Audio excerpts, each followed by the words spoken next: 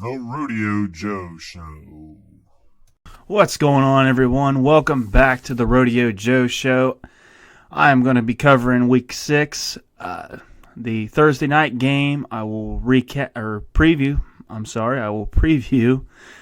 the Sunday games that we have on tap, and then on Monday, give you guys the results, how I feel about it, and a preview into Monday night's game against the Lions and Packers. You know, there's not really much that can be said about the Thursday night game. I'll just get right into that. It really, we kind of just seen this coming. I know I said it was, I believe New England was 17-point favorites in that game. Ended up winning the game 35-14, put them to 6-0, and put the Giants to 2-4. Not as impressive as what you would think. You look at that game and you think, man, that's a heck of a performance. 21-point win. I mean, what? How could you be critical of it? And honestly, it all comes down to the offense and Tom Brady. He only factored in 14 of those 35 points. I mean, a win is a win at the end of the day, but he didn't play particularly well. The defense, as always, did. They forced 4 turnovers. They actually got a blocked punt that they returned for a touchdown and a scoop and score for a touchdown. So, there's 28 of your points right there. And Brady didn't have a passing touchdown again and threw another pick. He did manage to have 2 rushing touchdowns and actually broke an NFL record. He's the oldest player at 42 years old to rush for 2 rushing touchdowns in one game.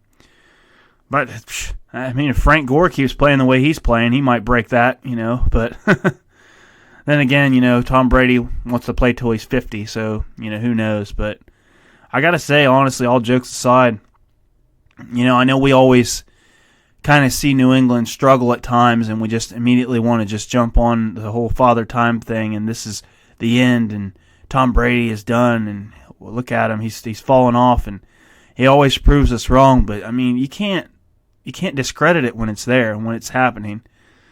It's just he just defies the odds most of the time. But eventually, that's gonna run out, and Father Time is undefeated, and I don't know. I'm just not seeing a whole lot of old Brady that we come to expect.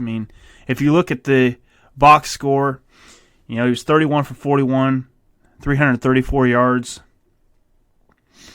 That looks like a pretty good day. But if you actually watch the game, he missed a lot of throws. The interception he threw was a bad throw. He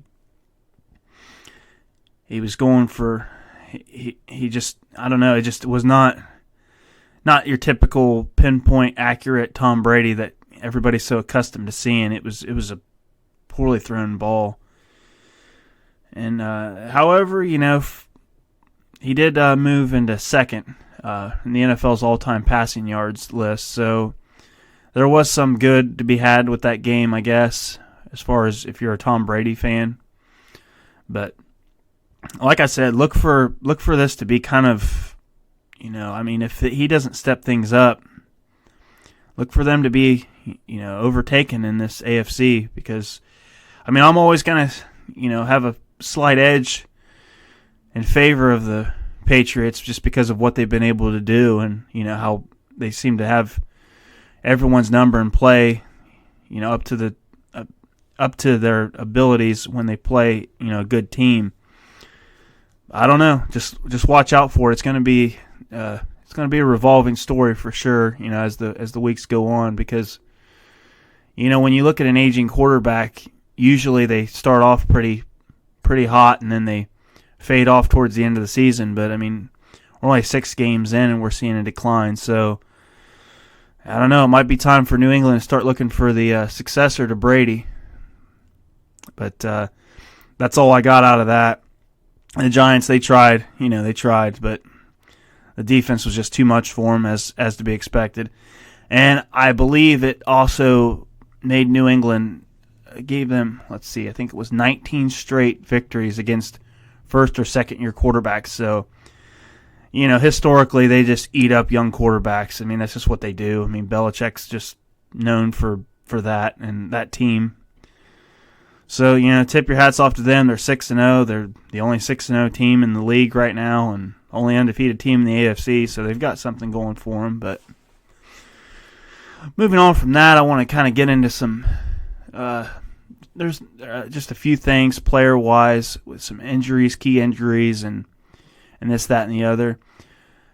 It's just going straight into the AFC North. We have a couple things. We have A.J. Green actually returned to practice for Cincinnati, so that's a good sign. There was rumors of trade talks and stuff around the league, which you know how the media is. They kind of put this out there, and then everybody's coming out and saying, well, that's, he's in a contract year, and it'd be great for the team to rebuild, and he'd be a good piece to move, and it'd be a service to him as well to get him on a winning team so that he doesn't have to deal with being on the Bengals anymore and actually can play for a championship contender. But you wouldn't know that, talking to him. He loves Cincinnati. He wants to be here. He said the money isn't an issue. He says he has plenty of money. He says that he knows that it all comes down to him being healthy and him performing well. I mean, he's just the most straight-cut, honest, good, humble receiver you could ask for. Outside of Larry Fitzgerald, which Larry Fitzgerald's been doing this for a long time, so it makes sense that he's this way. But both guys are just complete class across the board, and it's something to be that talented and know that you're looked at as one of the elites in the game. I mean, Larry Fitzgerald not so much anymore given his age, but he was for a long time, and he still is a productive wide receiver. But anyway, like I said, just complete class across the board. It's just two of the best receivers you could ask for in a very diva-driven wide receiver league. These are two non-divas for sure. But moving on from that, we have some injury news. Steven Nelson, corner for the Steelers, was listed earlier this week as questionable. He's been downgraded out. So he's not going to play. Artie Burns is going to take his spot, so that's definitely going to be a big hit to the secondary because Artie Burns pretty much lives up to his last name. He gets burned very often.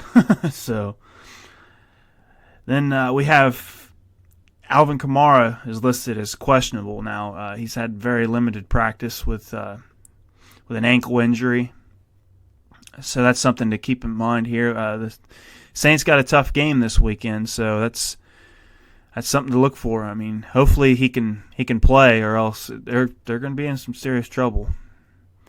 And then lastly, it was reported that John Elway came out and said that no Bronco players are on the trading block. He said that they just, everybody just needs to step it up, and everybody together does collectively, and try to get this thing together and rewrite the ship. So that's something with a struggling team. You think they try to piece some or get some pieces, some draft picks or whatever to build for next season, but they're not in tank mode yet. They're trying to still make some positive out of this season. And that's all I got for that. We're going to be moving on to the games, and I've mentioned this before in previous episodes and stuff, and I think I might stick to this current format. Just let me know if you guys are interested in me keeping it this way or like it the old way. But I want to just start off with the AFC North with when I'm covering games and previewing them, reviewing them, all of that. I just feel like I just like that. It kind of seems to flow a little bit easier for me that way. And it's not going to be exactly in chronological order either, because obviously Pittsburgh plays the Sunday night game, so a little bit out of order, but for the most part, outside of these divisional games that I'll cover, everything should be pretty much, in chronological order. With the 1 o'clock games I'll speak about first, obviously, and the 4 o'clock games. Then Monday night, talk about the Monday night game. But with all that being said, we'll go straight right into the divisional matchup with the Bengals and Ravens. Bengals 0-5, Ravens 3-2. Ravens are 11-point favorites in this game. If you look at this game, you know that the Bengals historically are pretty good against the Ravens, despite the success that the Ravens have had, on the contrary to the lack of success that Cincinnati has had. But yeah, they tend to play up to Baltimore. Many recall a couple years ago the game that pushed Buffalo into the playoffs and started that big, Buffalo fan appreciation to donating to Tyler Boyd's charity and Andy Dalton's charity. They spoiled the chances for Baltimore of getting into the playoffs, which Baltimore had, I think, like a 90-some% chance of getting into the playoffs up until about 2 minutes left into that game. And so, they took the lead late, and then obviously for those that know it or don't know it, there was a big pass to Tyler Boyd on a 4th down, I believe, and Bengals won the game and sent the Ravens packing and sitting on the couch for the postseason. But this is a new year. I don't see it happening. If I were to give the Bengals a chance, I would like them to have a couple wins under their belt first before going into this matchup, because Baltimore's not an overly impressive team, but Cincinnati's not an impressive team at all. So, and if this game was played in Cincinnati, I might give them a nod there, just based on that success that they have with Harbaugh against Harbaugh coached Raven teams. But I'm not this week. I like the Ravens. Something else to look for is, the Bengals have a lot of injuries, and they've got a couple that came up this week. Carlos Dunlap is out. Ryan Glasgow, Corey Glenn out again. Andre Smith is out. Kenny Wynn, defensive end, is out. I believe they're moving Billy Price. They're going to throw him into the rotation at offensive line. I think he's going to be playing guard. So look for that, see what that does, because the offensive line didn't play particularly bad last week, only gave up 1 sack. And Mixon seemed to run the ball pretty well, for the most part. Not what they need him to do, but given what they've done prior to that, he did well.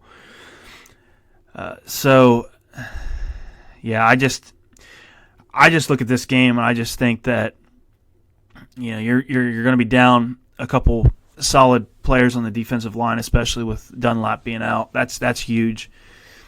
And Baltimore isn't a team that really lights it up throwing the ball, but anybody that reads the blueprint on how to beat Cincinnati, which everybody that's played them this year has done it, you run the ball, and Baltimore runs the ball very well.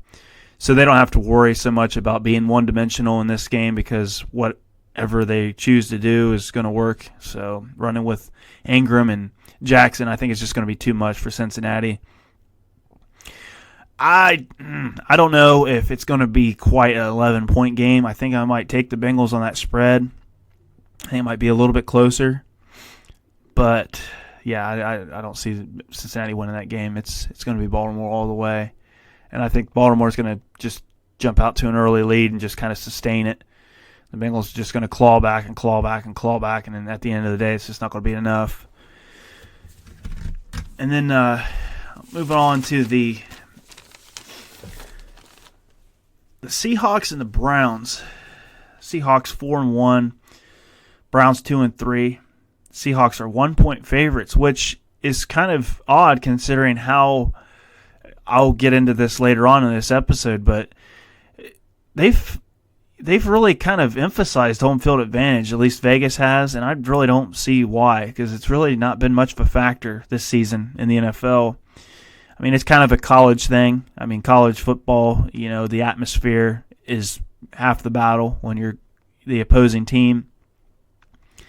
With the exception of a couple of venues in the NFL, I mean, even Dallas, as big as a stadium that they have, they don't have much of a home field advantage. I think teams feel very comfortable playing there, and I just think it's too big of a stadium to really kind of oppose a 12th man, if you will, steal a page from Seattle. But Seattle is definitely a tough place to play. Lambeau, late in the year, is a tough place to play.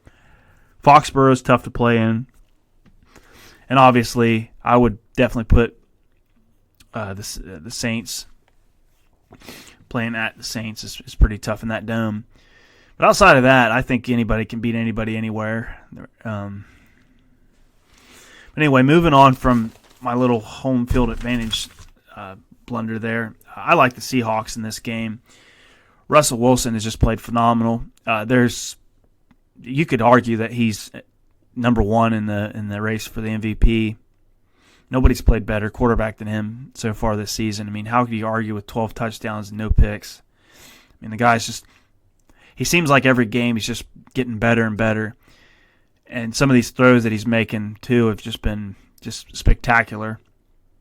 And good news is for Cleveland, though, is they have Denzel Ward, Greedy Williams, and Kendall Lamb are all questionable. That's all that is showing up on their injury report as of today, Saturday. So that's good. I know Cleveland went with four people in their secondary for a couple weeks that were out and had just 4 new guys that came in and played pretty good, actually. So that's a good sign for them. You just don't know what you're going to get with Cleveland. Some days, it's just they have the potential to just be explosive, and they have times where they're, what they were on Monday night. I just think this game really just comes down to Russell Wilson outperforming Baker Mayfield. I think he's I don't know. He's really struggling, and I haven't been a huge fan of the Freddie Kitchens hire. I think that's not what he needs right now as a young quarterback. People tend to forget that he is a young quarterback just because of how well he played last season. But I think he needs a veteran head coach that's been there before, and maybe have Kitchens as the OC. I just don't see him as a good head coach. I really don't, and I think all it does is conflict with Baker. On top of that, the offensive line isn't playing very well. He doesn't really have a whole lot of time to throw. If Cleveland can get somewhat of a pass rush going, they could give Russell some trouble. But then you look at the X factor. I look at how well Seattle runs the ball. They average 122 yards a game this season. And I know that a lot of it was inflated last week with playing San Francisco and how well they ran against them. But Cleveland's defense is averaging 150 yards against the run. That's not good. And I think that's just going to be the X factor that just seals it for the Seahawks. I think it'll be a competitive game. It'll be close.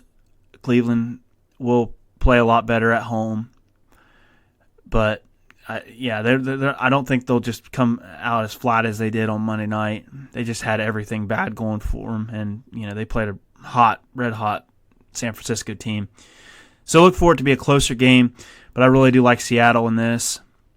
And we got the Sunday night game with the Steelers at the Chargers. Steelers 1-4. The Chargers are 2-3. The Chargers are favored by 6 points in that game.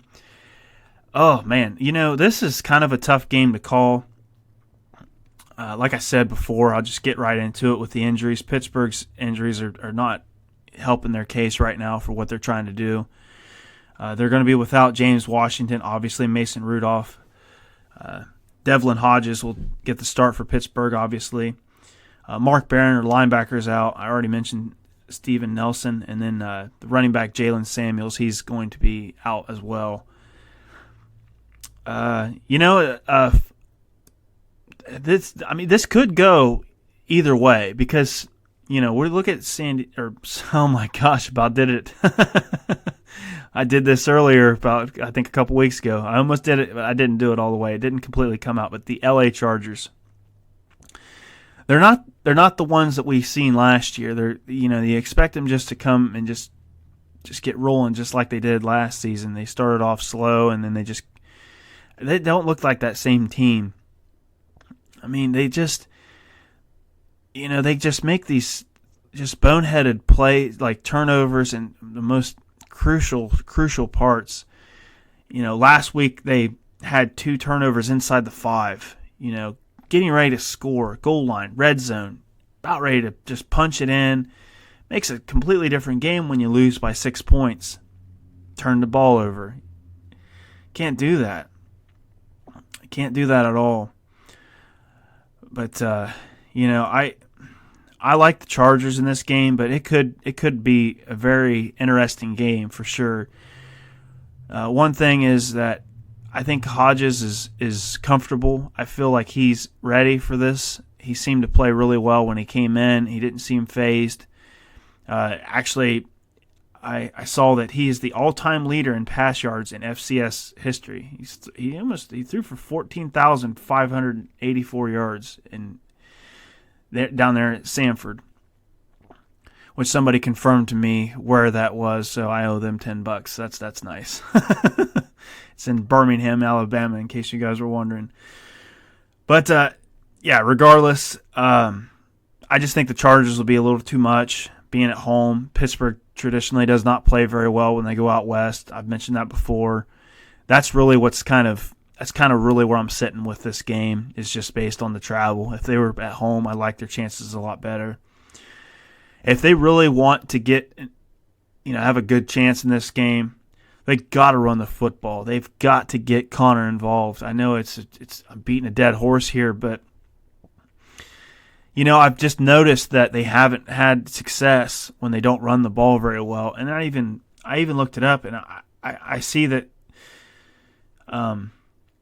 they've had 100-yard rushing game in the last 12 games, and their record is 4-8.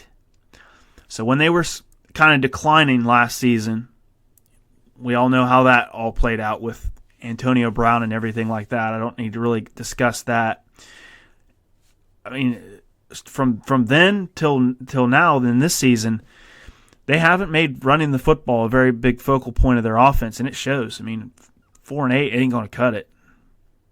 So they need to do that. At least get something going with it. It'll make things a whole lot better, make the offense more balanced, make things a lot easier for Hodges. I think if they can do that, they have a good chance of winning this game because, like I said, this Chargers team isn't impressive at all. 6 points is really, really generous to them because they're not really worthy, in my opinion, of that kind of a spread.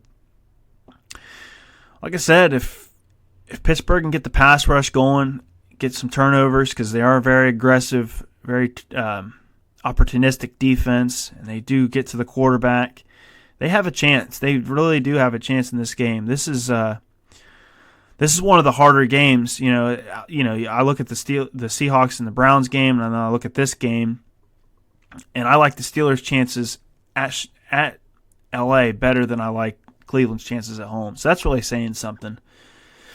We'll just see. We'll just see how it goes. And moving on outside of the AFC North, that covers all the AFC North games. We'll just go straight into a 9:30 kickoff in London with the Panthers and Bucks. Panthers are 3-2. The Bucks are 2-3. It's an NFC South matchup. Look for a pretty good competitive game. The Panthers are favored by 2 points. Yeah, I mean, home field advantage obviously doesn't play into this at all. But this is the second meeting already between these two teams. They played earlier this year. Tampa Bay won that game 20-14. But Cam Newton was starting. And Kyle Allen since then has thrown for 5 touchdowns, no picks. He did have that game against Houston where he fumbled, I believe, 3 times. So he's not perfect. He needs to clean that part of his game up. But one thing he doesn't need to clean up is his record, 3-0. I like the Panthers in this matchup. But it's obviously a divisional game. It'll be competitive, I think. It'll be close. Jameis Winston has played better than anybody could have thought he would play. He's been very good. I believe he went I think this is 2 weeks in a row now that he hasn't had a turnover. So he's all the bad knocks on him, he's fixed as far as that, because that was nobody could question his arm strength. his mobility that he has, but he was very turnover prone, and he's been playing pretty clean ball, for the past couple weeks. So that always keeps him in it when you have a guy like that can do that. But surprisingly, I found that Tampa Bay has allowed over 400 yards on defense. Not a strong defensive team, knew that, but they only allow 69 yards on the ground. So McCaffrey, will he have as big of a day as he had last week? I don't think so. But get him involved in this game. You need to. I mean, he's obviously the bell cow of this team. It's the offense runs through him, especially having Allen at quarterback. And if he keeps this up, man, I don't like Cam's chances of coming back to this team, really, because you look at it and, I mean, is he really the best option for Carolina right now? And, I stick with the hot hand, and Kyle Allen is definitely the hot hand. It's a very tough game to pick, but yeah, I do like Carolina in that game for sure. It'll be a good one. London's going to get a treat. At least they should. Next game is going to be what should be, I should say, a good one, a very good one. Got the 3-2 Texans at the 4-1 Chiefs. Chiefs are 4-point favorites in this game. This is actually a matchup between two quarterbacks that were they're probably the two best quarterbacks in that 2017 draft class. This is also the same draft class that Mitch Trubisky was drafted in. It surprised everybody, but for the most part, that's worked out pretty good for Chicago. This is a really tough game for me to call. I could go either way with this. There's sides of Kansas City that I obviously like, and then there's sides that I don't like, and I could say the same thing about the Texans. But when it comes down to it, I don't know how I feel about Kansas City because they look banged up. I mean, they don't look banged up; they are banged up. But Mahomes, he looked like he just kept getting up. He was getting smacked around a lot in that game against the Colts last week. I don't know how serious that was or how it is, if it continues, if it's a lingering injury, or he needs to be getting some better protection, and he's not getting any favors with his O-line being banged up. He doesn't have the weapons, with Watkins being out, Hill's been out. That's why I like Deshaun Watson and the Texans in this game. If you really look at the Texans, they're one bad drive where they had a costly fumble against Carolina and a miraculous comeback by Drew Brees late in that first game, that Monday night game. This team could very possibly be 5-0. Now, I know they had that game against Jacksonville where Jacksonville did everything they could to lose that game and did lose that game, and Houston only won by a point. But this is a very talented Houston team, and I don't know. I don't think the Chiefs are that good defensively, so I look for Deshaun to have a pretty clean pocket for the most part in this game, and when he does, he's an MVP caliber quarterback for sure. He didn't get sacked at all last week, and look what he did. He had a heck of a game. I don't see that happening again. You can't really match a performance like that 2 weeks in a row, but I still do think that the Texans will win this game. This will be a good game for sure. I really would like to see a healthy Patrick Mahomes in this game, though. If he's not healthy, then that kind of tarnishes it a little bit. I love seeing good teams play good teams at full strength. I hate seeing the issues when you have a starting tackle out, or starting quarterback out, or banged up and stuff like that. I just want a clean, injury-free matchup between two elites in the AFC, which I think these two teams are. But yeah, with that being said, I do like Houston in this game. It should be a good one for sure. And ladies and gentlemen, it took us till week 6, but we have officially the Toilet Bowl game of the year for sure. I don't think it gets any worse than this. Really, it doesn't. If you guys don't know what game I'm talking about, you will very soon, or you probably already know. But it's the 0-5 Redskins at the 0-4 Dolphins. Yeah. That I've seen a lot of headlines with this game that it's so bad it could be good, which I don't know. I don't plan on spending much time invested into this game at all. Watching it when it happens and covering it now, covering it afterwards. Redskins are 4-point favorites in this game. The Dolphins are going on a historic run of being outscored by 137 points this season. It's unfreaking real. But they're struggling. I mean, they're a struggling team. Many would say that they're tanking. They won't say that, but you kind of figure they are with the big pieces that they've gotten rid of. They're trying to rebuild for next season, obviously. This is going to be the first game without Jay Gruden. Obviously, Callahan's going to take over as the head coach, interim head coach. When it all comes down to it, these are both really, really bad teams. Really nothing too good to look forward to in this game at all. I look for this game to be a blackout, honestly. But when it all comes down to it, I can't even believe I'm saying this, but I like Case Keenum over Josh Rosen. I mean, really, it's just chicken bad over evil, I guess. It's not really. There's really not much to say there, and apparently this week in practice, it's been very, very hard, very physical, and Washington does not have the loser mentality at all. I see them as a more motivated team coming into this game. The Dolphins will say that they're motivated. They'll say everything that needs to be said, but when it all comes down to it, they're not. It shows in their effort and whatnot. This is just a pitiful game. It's Redskins. That's all I got.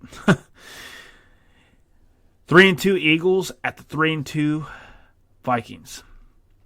Good game. Last time the Eagles were there in that venue, they won the Super Bowl 52. So a little homecoming for them. Vikings are 3-point favorites in this game. It's a good matchup, a good strength versus strength game. It'll be interesting to watch. The Eagles come in with a NFL best 63 yards a game against the run. Obviously, we know what Dalvin Cook can do. He's the second leading rusher in the NFL. So something's got to give there. I kind of just give it a clean. I just call it flat. I say neither team's going to, there's going to be pushing back and forth. Cook's not going to have the greatest game, but they're not going to have the best game against the run, I don't think. I just think that's the way it's going to play out. It's going to come down to the quarterbacks, and I don't like either one of these quarterbacks, but I got to go with Carson Wentz. He's definitely been playing a lot better than Kirk Cousins has. It was reported a former Redskin teammate that he had said that he's the problem with the Vikings. Across the board, they're solid defensively, running the ball, obviously. They've got great talent at receiver. He's the problem. He's the reason why they're not winning games. So, yeah, he gets thrown under the bus. Poor guy, but, his just carelessness with the football just leads it to that. He's going to be scrutinized for that.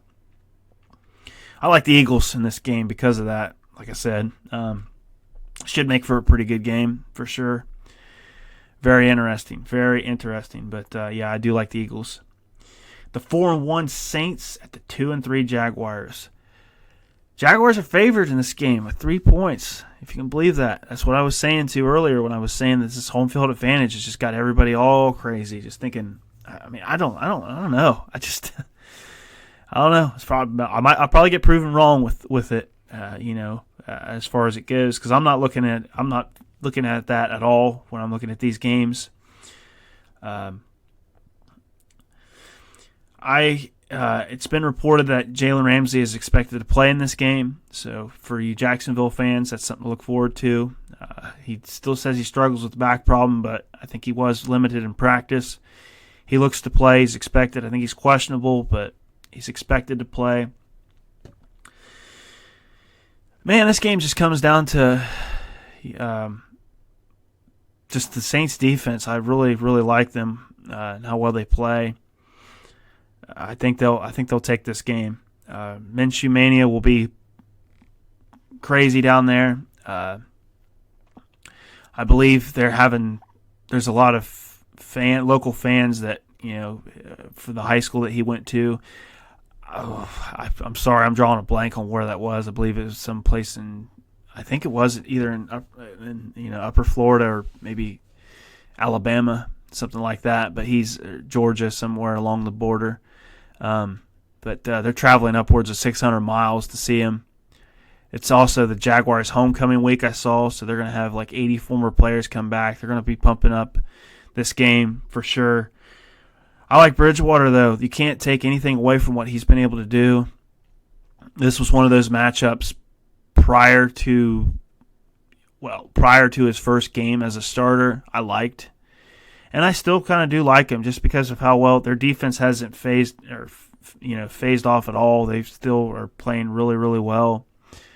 I like what they're able to do, especially Lattimore. He's playing lights out at corner.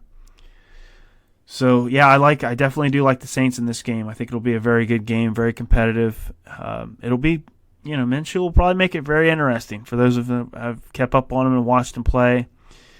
But I just think that defense is just going to be too much for him, and I think Bridgewater is going to, be enough.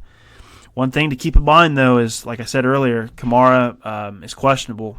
He's got an ankle problem, so he might not see a lot of time. And, if Teddy doesn't play the Teddy that we've seen him play the last 3 weeks, then they could be in trouble. And, Jacksonville being at home, maybe they get a little spark, maybe a turnover or something, and they've got a chance. This game is, is a lot better than, the records would say. The 2-3 is just a disservice to, how well that this team has been able to play, because they've been very competitive in their games that they've played outside of their first game against Kansas City. But that was obviously, we know what happened in that game with Foles going down. Now we move on to a NFC West matchup. The 4-0 49ers and the 3-2 Rams. I don't think this whole home field advantage thing that I was talking about earlier can be expressed any greater than this right here. We have a Rams team that's obviously struggling, lost the last 2 games. They're playing at home against a undefeated 49ers team that has done nothing short of just dominated pretty much everybody that they've played outside of Pittsburgh and Tampa Bay. They pretty much dominated Tampa Bay too, but the score kind of says otherwise. But you get what I'm trying to say. Rams are 3-point favorites in this game. I don't see it. I don't see how. I don't see how they can do that, because I believe Seattle was a 1-point favorite in their game against Cleveland. I don't know. It's just a divisional game. Maybe that has a lot to do with it. But one thing I will say is Gurley is doubtful for this game. So that is not good at all, because if I had any keys to victory for the Rams, it would be that they need to balance their offense up and have a nice balanced attack, run the ball a lot more. Jared Goff has thrown the ball for 222 attempts. That's just unreal. And it's not worked out for him either. I believe he's had upwards of like 100. I believe it was like 117 in the last 2 games, and he's 0-2. So they need. That's just my takeaway from that. And but one thing I will say though is that this 49ers team is very, very good. It's hard to say anything bad about a team that's undefeated, considering they're one of 2 teams that is. But I'll say it. Their weakest point in that team is Garoppolo. Garoppolo, he looked, he's looked kind of composed, and he looks like he's got his head right in a lot of these games. But then he's got these games like even last week with how well they played against Cleveland. He still looks like a young quarterback. He's an old veteran. He's been in the league for a while, but he hasn't been a starter for a while, and they mentioned that in the game.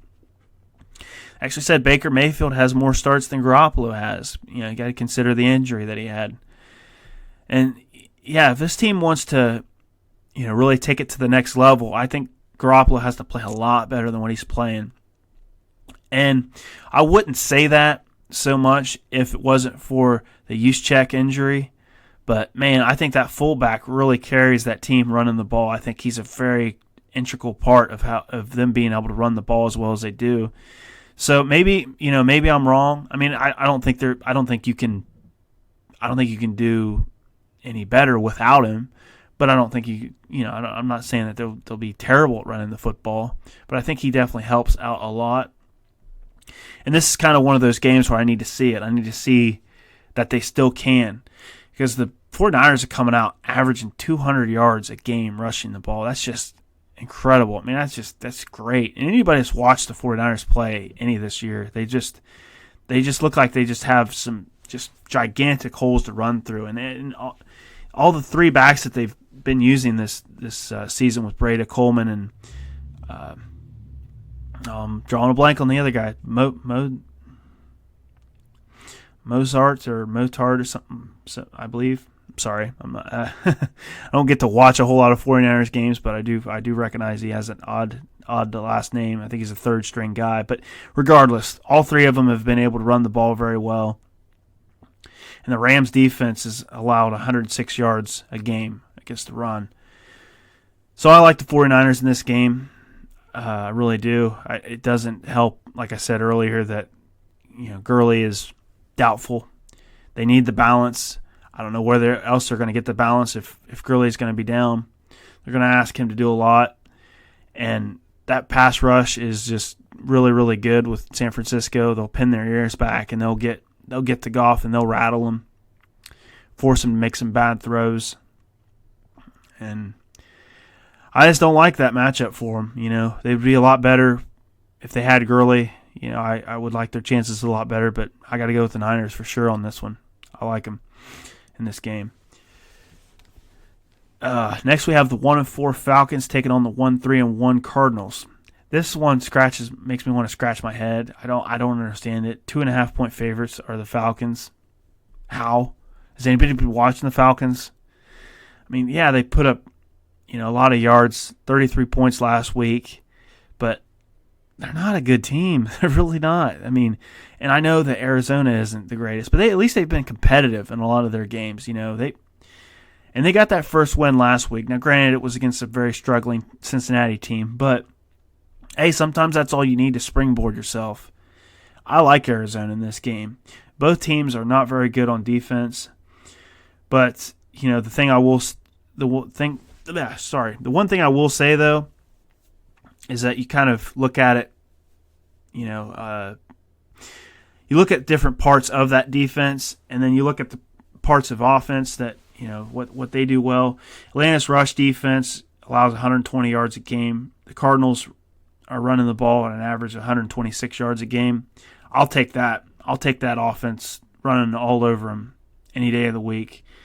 And Matt Ryan, he's regressing a lot. Like I said, 7 picks so far for him this season. He needs to play a lot better. I know he threw for a lot of yards and a lot of touchdowns last week, but he's got to get those turnovers down. That's not who he is. He's very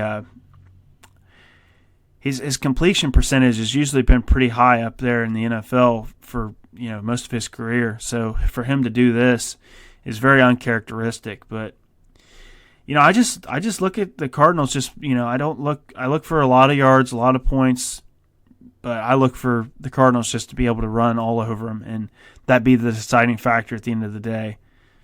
I like the Cardinals in that game for sure. Next, we got the 2-3 Titans and the 1-4 Broncos. Broncos are a 1.5-point favorite in this game.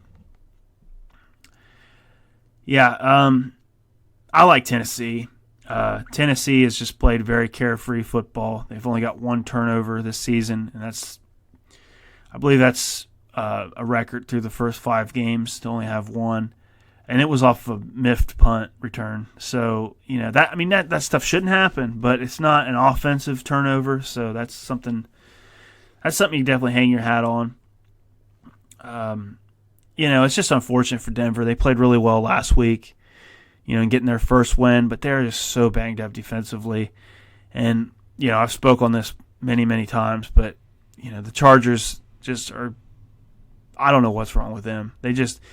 they can move the ball, but then they shoot themselves in the foot with penalties, turnovers, all that. They had 2 opportunities inside Denver's 5, couldn't capitalize on it. Denver won by 6, but yeah, Denver's just so banged up defensively.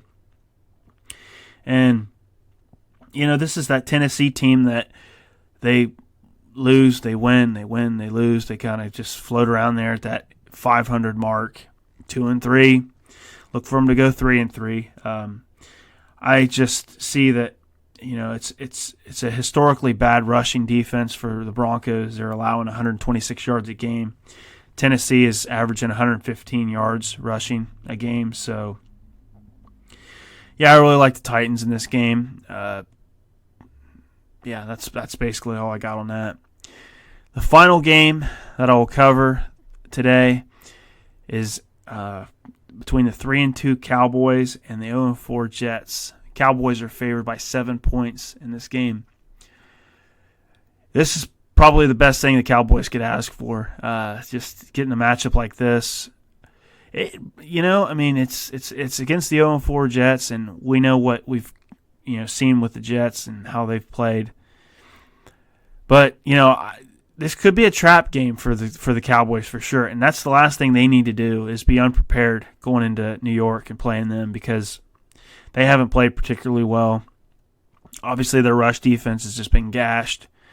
But for you Cowboy fans, historically put, they have not allowed 3 consecutive 100-yard rushers in 2 years. So look for them to bounce back and be a lot better on defense, especially in the run. Sam Darnold will start this game, and that's where I say don't look at this as a trap game. This is going to be a very different Jets team. They're very motivated. Le'Veon Bell said this team's going to look completely different because every team does when they lose their starting quarterback, and then he comes back. So look for a very motivated Jets team who plays very, for the most part, very good defense. It's not going to be as easy as the records would determine. Obviously, that I think the Cowboys struggles, and given the fact that Darnold's going to start, makes them only a 7-point favorite. I like them in this game. I don't want to say that they're going to be anything more than a 7-point favorite, really, because I need to see them get back to doing what they do best. They need more balance. Zeke Elliott only has 85 carries so far this season, and that's the fewest that he's had in his career in 5 games. Get him the ball, get him involved, get him 25, 30 touches in this game, whether it be 20 rushes, 5 catches, 10 catches, whatever you got to do. Get him involved in this game because he's your bread and butter of this team.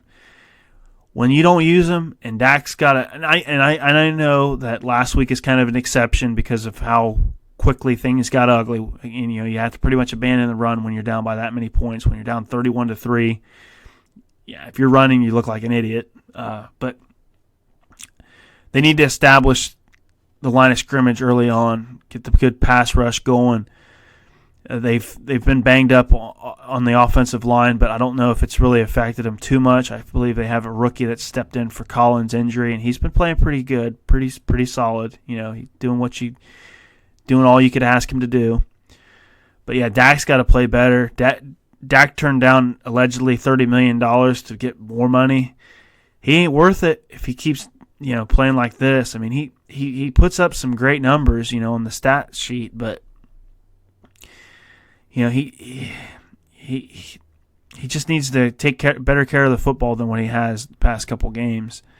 And I like Dallas in this game, obviously, but like I said, it's a true test for him. It's not going to be a cakewalk by any means. And if it is, then we're going to see the Dallas team that many of us thought they would be early in the season. Because I don't think the Jets are as bad as their own 4 record would say. You got to look what they've had to deal with, with the injuries and stuff. And their schedule hasn't been the kindest to them either. Having New England, and then they get Dallas too.